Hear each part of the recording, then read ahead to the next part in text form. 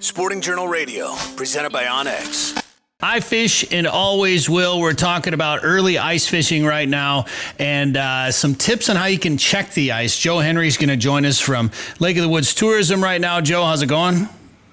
Hey, Brad, doing good. And I fish and I always will also. Heck yeah. Well, we had some really cold weather late this past week. We had some cool weather prior to that. We're obviously building ice. There are some places up there where guys are going out on the ice a little bit.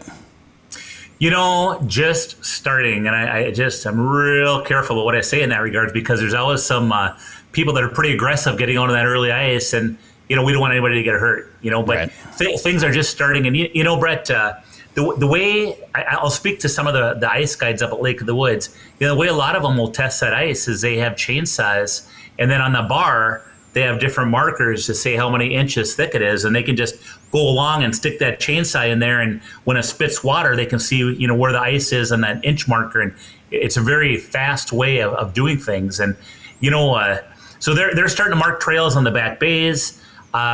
If things continue, I think there'll be some spearing perhaps going on this weekend. We have a few resorts that cater to spearers, so they'll put out dark houses, and certainly some people do it on their own, and that'll start in the back bays. And then while that's going on, as ice starts to form in the larger bays towards the lake more, and then eventually the lake, we have ice guides that are working together with personal flotation devices on. In some cases are using airboats. They're going to get out and they're going to start marking trails. And I'm always a big adamant, Brett, not because I want people to pay the $15 to go on somebody's ice trail. I'm a big proponent of that because I've seen what can happen when people go off on their own and they have no idea how and why that trail was staked where it is and why you shouldn't go just off of the trail. There might have been open water there. There might be springs. There might have been somebody that went through on a side-by-side early on. I mean, who knows what happened? But the point of it is, if you stay on those marked trails and communicate with the people that are letting you out on those trails, you're going to be in pretty good shape. Yeah, I'm obviously still hunting. I haven't even taken my ice fishing gear out. I know everyone wants to be first and everyone wants to do these YouTube videos of being out on early ice or Instagram posts or whatever. And yes, fishing can be good at times on early ice, but you know what? Fishing can be good, particularly on Lake of the Woods. Fishing can be good all winter long. And on a lake like that in particular, I don't think there's any need to rush out there, go venturing off into no man's land. Like, the lake isn't even frozen over yet, right? I mean, it's just pockets of ice here and there, and obviously it's going to build as things get colder. But to me, it's not worth it. Like, I don't like early ice, personally. Call me whatever you want to call me about that, but I prefer the ice to build up a little bit, and I got other things going on. Like, I'm hunting, obviously, but I like my ice to be safe. I personally don't want to go through it. So even when it gets a little thicker, I got a floating suit. I got the ice picks.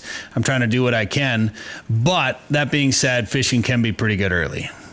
Well, it can be, and it is. And we know the fish are there because people have been catching them fall fishing. They're in their normal late fall haunts right off of Pine Island, off the South Shore, in different spots, and we know they're going to be waiting there. And normally that early ice bite is extremely good. So I will say this, that if we keep a real cold weather trend and we get some good ice here early, before Christmas, if you can make that extra trip up to one of the resorts, it's going to behoove you to do so, because typically that's some extremely good fishing. And then what happens is, as time goes on, I think it's a combination of bait that starts moving deeper, but also I think the noise and the traffic and the pressure from more and more people on the ice push those walleyes. And our resorts will follow them all year long. And it's funny because they follow them out and they get a little bit more scattered then. And then what happens is, somewhere midwinter, you might be fishing in 31 or 32 feet of water way out there, and all of a sudden you hear, old Tommy boy, he's getting him in 24. So sometimes those walleyes double back. You know what I'm saying? So it's really quite interesting to watch the whole thing. The bottom line is the resorts want to keep you safe, number one, and they're going to work their tails off to put their houses on fish for you, number two. Or they're going to try to set you up, if you have your own house, on their ice roads to be successful. Well, and obviously walleyes are what Lake of the Woods is known for, but this time of year, in some of the smaller bays and different areas where the ice builds a little bit earlier, and then obviously late season, pike can be a pretty fun fish to target up there. Well, and it's funny because, spearing isn't huge on Lake of the Woods. And partly because we have that slot limit, Brett, 30 to 40 inches, you have to release them. So it makes it hard because you cannot spear a 30 to 40 inch pike. So, of course, when they're in the water, the big question is, how do you know? And, the resorts do a pretty darn good job of educating clients that, some different tricks and tips on how to estimate length. And, does a pike in that slot ever get stabbed, with a spear? I'm sure it happens. I know it happens once in a while. But most anglers are either going for those small fish to bring home under 30 inches. You can keep, the limit on Lake of the Woods, you can keep 3 pike per day. And 30 to 40 inches you must release. You can have 1 over 40 per day. Boy, I tell you what, they do stick some really, really big pike. There you can see video of a big pike underneath the decoy. But they do stick some real big ones. And that's stay in water. But, that water in those back bays is just clear enough so they get out in that, I'm guessing, 4 to 5 feet of water, and those pike are there. And you get some pike that are absolutely gigantuous back in there. And it's quite interesting. We have a few resorts, Brett, that set up the dark houses. The ones I can speak of off the top of my head are, Bugsy's on Bostic and Johnson's Walleye Retreat, which are located in Bostic Bay. And then, of course, Zipple Bay Resort located in Zipple Bay. Those are the 3 I know of. If there's more doing, I'm not aware of them right now. But nonetheless, it's if you like spearing, boy, it's a neat early ice activity.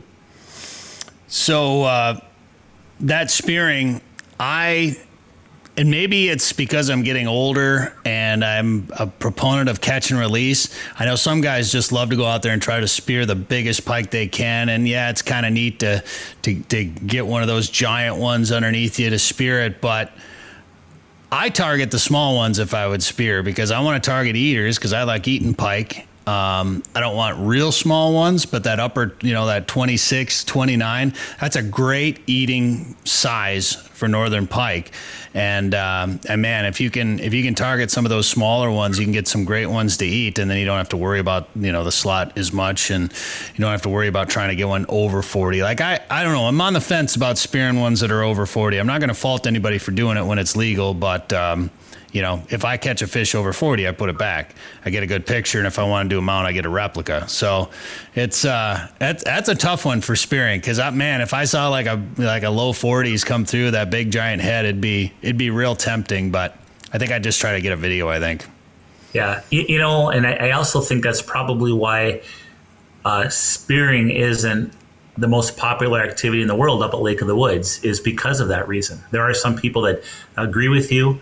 Spearing is a little bit more work as far as getting that ice chunk out of there, and it's just a little bit different. It's a small group of people when you think about it that spear in Minnesota and across the ice belt compared to the ice anglers. Right. So is that something we can find on your website? Like, who would offer spearing? Can you search for spearing guide services? We don't label, we don't actually bring those out. It's interesting that we haven't. I mentioned the 3 to you, but maybe what I'll do is I probably will add those to our website. It's probably there you go. There's a consulting fee coming at you. Well, it's not that it hasn't been considered, but for all the reasons you talk about, and also sure. for the people that say, well, how in the heck are you supposed to figure out a 30 to 40 inch pike that you can't spear? So, you're telling me that if you spear a pike that's 30 to 40, you have to release it, even though it's probably going to die? But that's what makes spearing tough up at Lake of the Woods. And that's also why it's not the most popular activity. Now, to your point, it can still be enjoyable based on what you're after. If you're after that monster pike, it is legal. If you are after some pike they're going to fill the fry pan, that's also legal. And it's also a fun activity. So again, I don't want to judge. I'm just kind of sharing information. But you can see why it gets a little bit dicey with that pike topic, or the spearing topic, I should say. I don't know what the legality of it would be in Minnesota or up at Lake of the Woods, but when I've gone over to Wisconsin for that sturgeon spearing over there, a lot of times those guys will drop down 2 PVC pipes that are together in a cross shaped like that, and sometimes they're notched or marked so that when a fish swims in, because they've got a slot on those fish, and then you can kind of get a gauge of, maybe looking at that pike over one of those cross sections of PVC, and you can try to kind of eyeball.